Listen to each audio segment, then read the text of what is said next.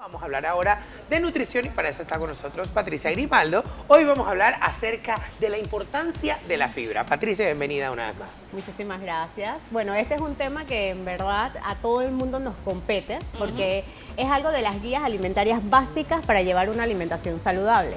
Entonces, como sabemos, la fibra en verdad tú la encuentras en todas las plantas, sin embargo, la fibra vegetal es la que en realidad nosotros vamos a ingerir en los alimentos. Es la que encontramos en las frutas, los vegetales, granos integrales. Y lo importante de ella es los beneficios que podemos encontrar para diferentes síntomas o complicaciones que podemos presentar en el día a día.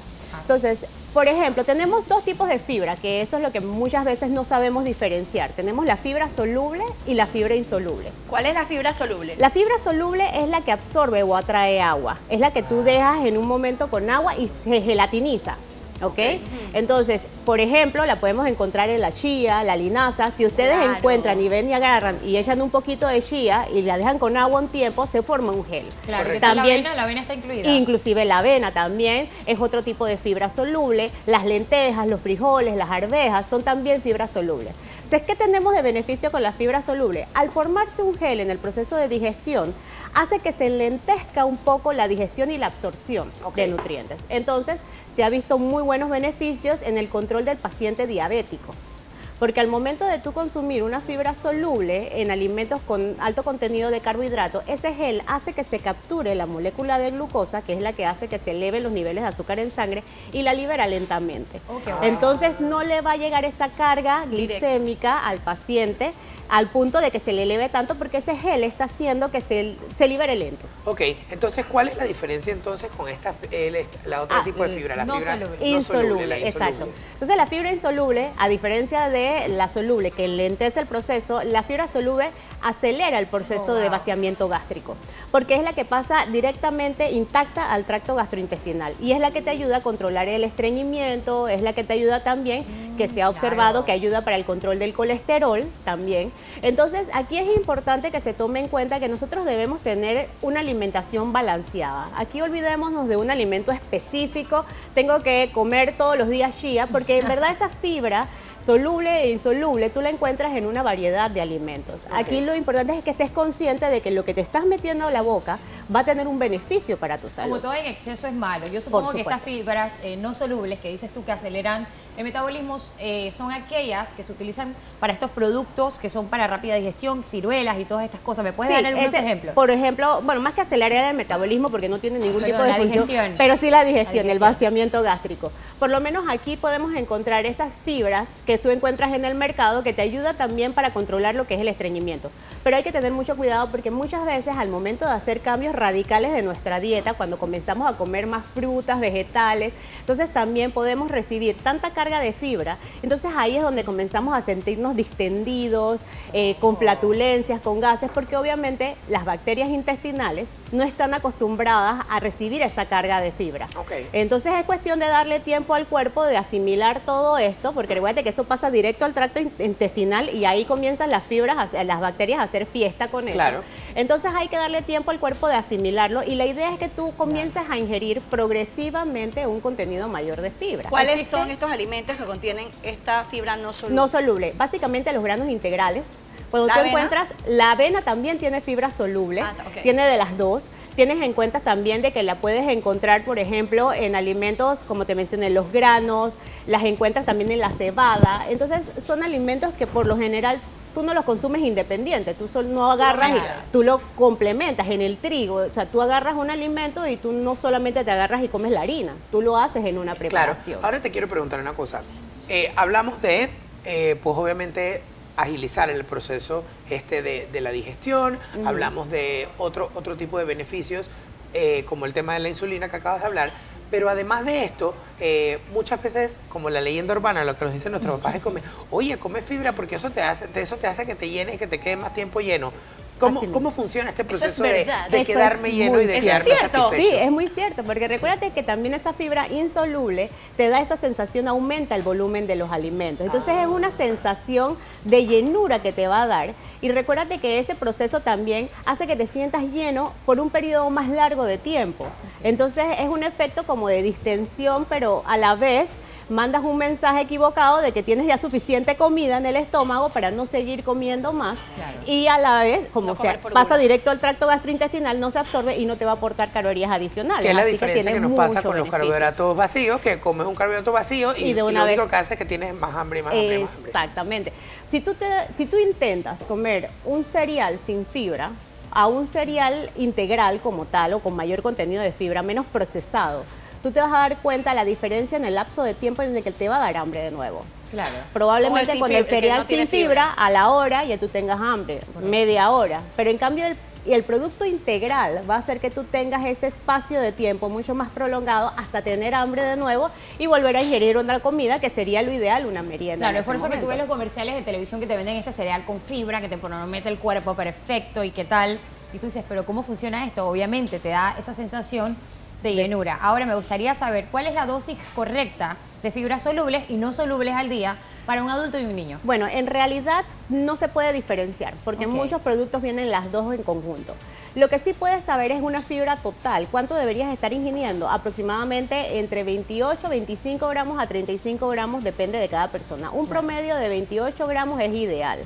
Entonces, eso lo recibes en una alimentación variada. Recuérdate, en las frutas, los vegetales, tienes tanto fibra soluble como insoluble. Claro. En los granos que hemos conversado, en las menestras, si comienzas a comer productos integrales como las pastas integrales, entonces allí ya vas tratando de complementar. Lo importante es tratar de focalizar estos alimentos que tienen su versión integral, poderlos incorporar a la dieta. Entonces, sumado a esto, siempre es importante asegurarse de consumir cantidades de aguas óptimas. Recuérdate que para va de la mano con la fibra de la mano, porque si no, obviamente aumentas volumen, pero si no tienes suficiente agua, obviamente lo que va a hacer es que te vas a estreñir. Cuando me hablas de fibra, mi abuelita siempre, mira, es que fibra igual un guineo. Bueno, ahí tenemos no solamente la fibra soluble, que tenemos también el prebiótico que hemos estado conversando, que vamos a conversar. Tenemos esa parte de la fibra que también te va a ayudar y es una fibra, la soluble, que se va a gelatinizar y te va a ayudar también a controlar o a beneficiar. Claro, entonces también tratar de no eliminar la cáscara de las frutas. Tenemos que, obviamente, de las que se puedan ingerir. Claro, exacto. No pelar la manzana o la pera. Comer la pera entera. La cáscara de la sandía. Y la Dice, Patricia, sí. Toto, te quiero preguntar algo. Muchas veces los productos prometen, ya los productos un poco más elaborados, tener fibra, como bien decía Marcela, pero cuando lees la etiqueta, no necesariamente dicen que, pero esto decía que tenía fibra y tenía 1 gramo o 2 gramos. ¿Cuántos gramos más o menos en cada porción debe tener para leer la etiqueta? Digo, ok, esto sí tiene fibra. De entre 5% a un 20% es un buen contenido de fibra. ¿Un guineo aproximadamente cuánto porcentaje? Eso tiene aproximadamente un 7 a 8%.